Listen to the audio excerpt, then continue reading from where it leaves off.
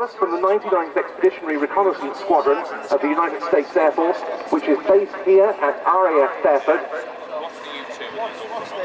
And we are about to see a unique demonstration. We saw one of these airplanes in the flying program on the Friday of RIAT 2024. This year we're hoping to see it across both weekend days, and we see it in a very different configuration. Not one that's ever been seen before at a British air show, to the best of my knowledge. Cleared to take off straight into its display, which it'll do in very short order. This is the incredible Lockheed U2 S. Hey, he's a bit deaf, you might have to say that again.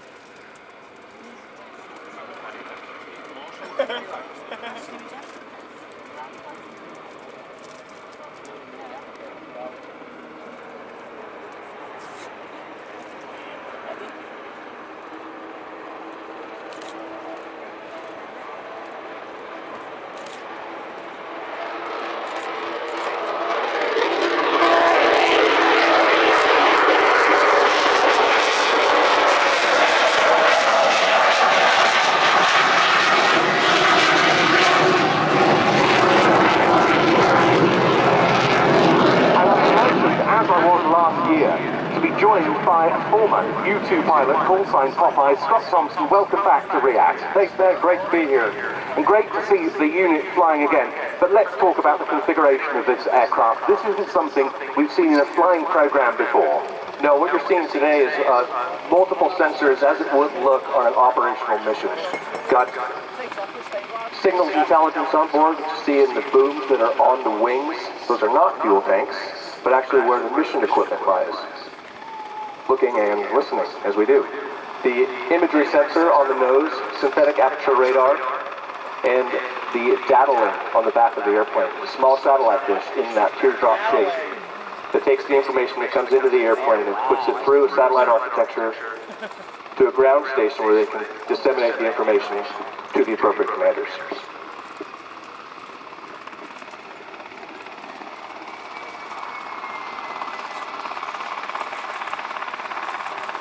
Another unique thing you're never going to see in another air show is a gear up pass.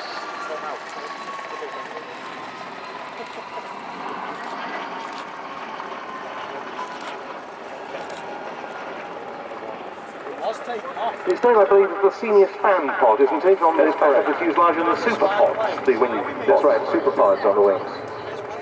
What about the nose configuration of this one? We know they carry different examples of that as well, don't they? There are different noses that you can put on the airplane, which is one of the things that adds to the complexity of landing the airplane, because sometimes the nose is longer than it is on other missions. So with the EOIR, the electrical optical infrared imagery sensor on the nose, it's a bit shorter than the one you would see with the synthetic aperture radar, which is a much longer nose. When you fully land the airplane with a synthetic aperture radar, you can't see the runway because the nose is so long it tilts up as you go to land on the tail wheel that it completely hides the runway, which is why the mobile officer is there to assist in landing. Yeah, so let's talk a little bit about that. Is it still the Dodge Charger that's used as the chase car? The interceptor package that we use with the police in the United States, yeah. That's right, Dodge Charger. Yeah, so just explain what's going on here in the display. So today, what we just saw was just a normal takeoff being brought around to the gear up pass, which, as I said before, is something you're not going to see in any other air show, because we typically leave the gear down.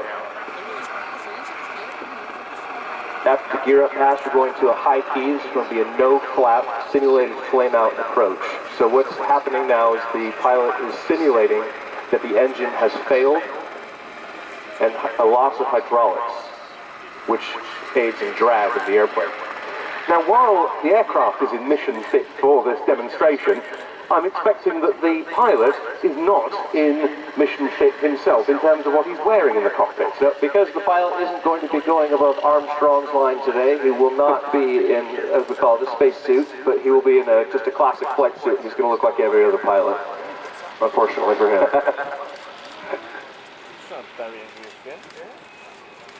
So the profile that you're seeing now is what the U2 would be doing if it had an actual flame out. The drag that you're seeing is simulating the drag of the loss of the thrust. So really the U2 is a glider with an engine, and which is why it would be able to glide from that current position all the way back to the runway. This absolutely incredible design, conceived, as I say, in the 1950s by Clarence Kelly Johnson, the legendary boss of the Skunk Works Advanced Development Project team at Lockheed. And of course, it was necessary to achieve optimum performance for the sort of long-endurance, high-altitude reconnaissance mission that this aircraft, right from the outset, was conceived to fly.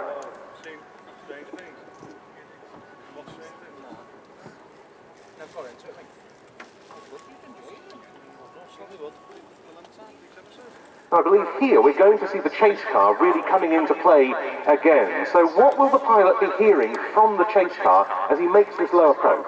As the pilot's approaching the runway, the car will be driving on the runway unless they're doing a static call. And they'll be talking the pilot down. Now, what they're doing there is they're telling the pilot how far above the runway they are, typically from 10 feet down to the runway.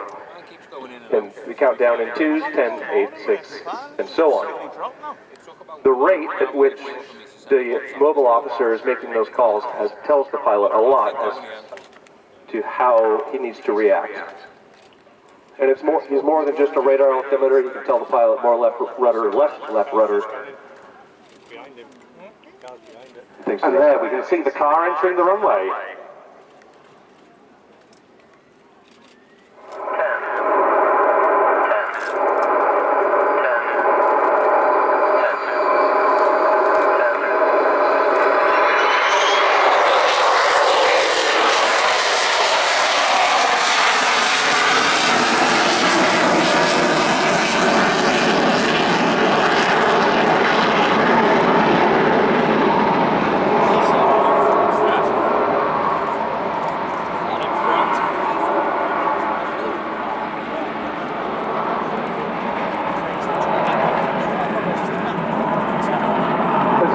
History of U2 operations from the UK. This started out as not a US Air Force program, but under the control of the CIA, the Central Intelligence Agency, and it was in the spring of 1956 that CIA-operated U2s first came to Britain, being stationed temporarily at RAF Lakenheath under the cover of undertaking weather research, but they were never operational.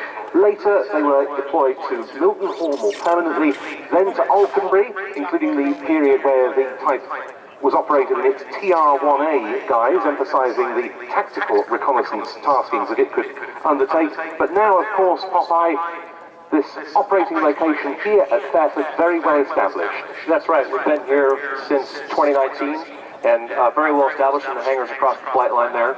The U2 that you see today, just an interesting point, is 40% larger than the original one that came here for that weather research, as we like to call it, and it's almost entirely a different aircraft because of its size difference.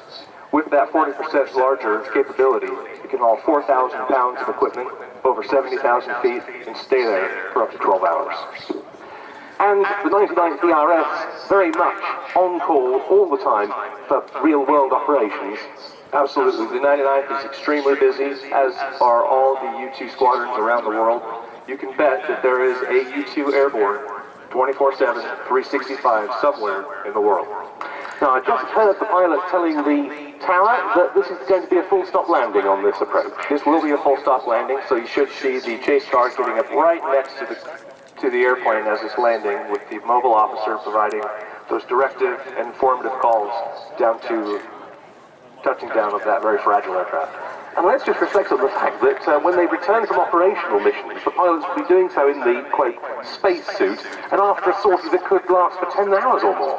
That's absolutely right. So that pilot, after a long sortie, is definitely feeling the fatigue of sitting in one spot for that long. And the aid of your wingman in the car being able to assist you, it really helps and can get you through some real sticky situations with bad weather and things that can really jeopardize any flying operation.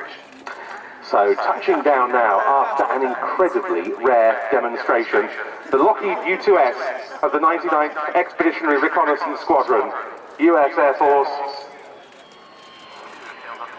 2, 1.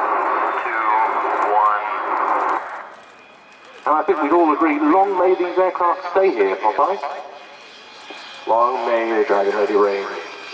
An aircraft that has outlived so many of Kelly Johnson's other creations for the Lockheed Skunk Works, and justifiably so. Such is the capability it continues to provide. As the aircraft rolls past here, what's the tail arc we can see on it? The tail arc you're seeing is the 99th Expeditionary Reconnaissance Squadron's Friday patch.